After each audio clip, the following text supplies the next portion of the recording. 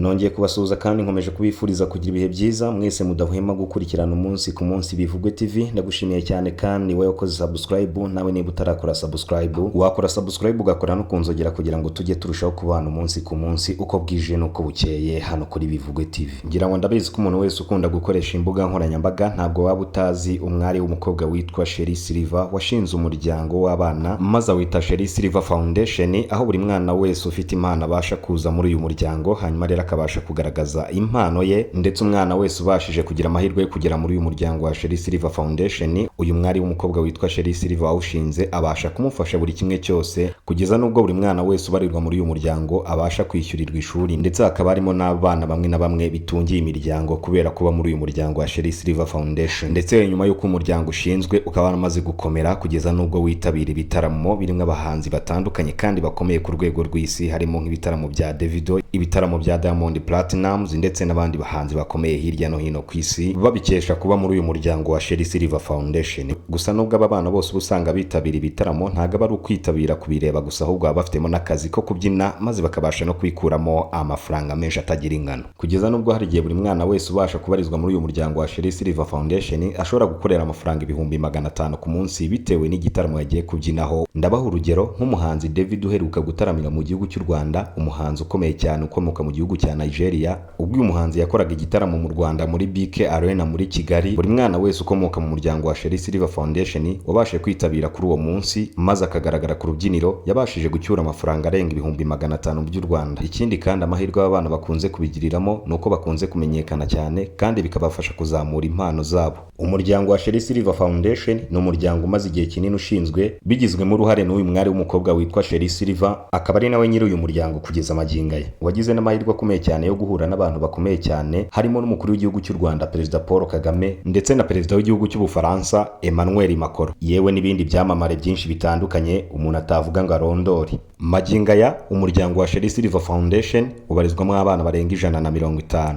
Muri abo bana barenga 150 harimo umwana umwe ndetse wanatangiranye n'uyu muryango wa Sherry Silver Foundation ubwo washingwaga, baherutse kugirana ibibazo ndetse bikwirakwira ku mbuga nkoranyambaga. Benshi mu bakunda gukurikirana iby'imyidagaduro y'u Rwanda batunguwe bikomeye n'ibaruwa ihamya ko Sherry Silver Foundation yatandukanye na Iranzi Rapa, umwe mu bana umuryango wa Sherry Silver Foundation wafashaga kandi yari afite n'impano yo kuririmba no kubyina.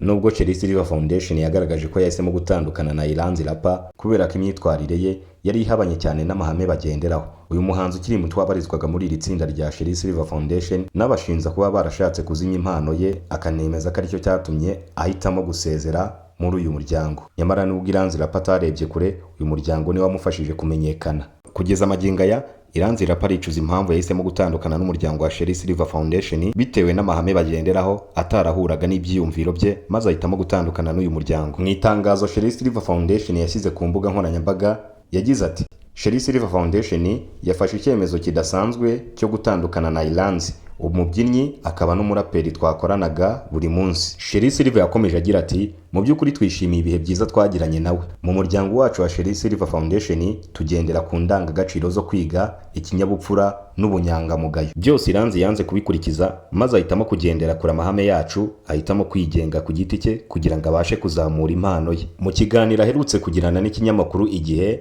Iranzi yavuze ati: hari ukuntu abantu baba batumvikana none ukabona umuntu ari kukunaniza aho kukwirukana. Noneho mu rwego rwo kunzimya banjyanye kwiga mba mu kigo i Musanze kandi babizi ko nkora umuziki. Kuko Sherry Silver yarazi ko hari abafite impano zo kuririmba, yaratubwiraga ngo twandike indirimbo tukazimuha ngo ahitemo, ariko ngizo nandikaga ntabwo yigeraga zifata.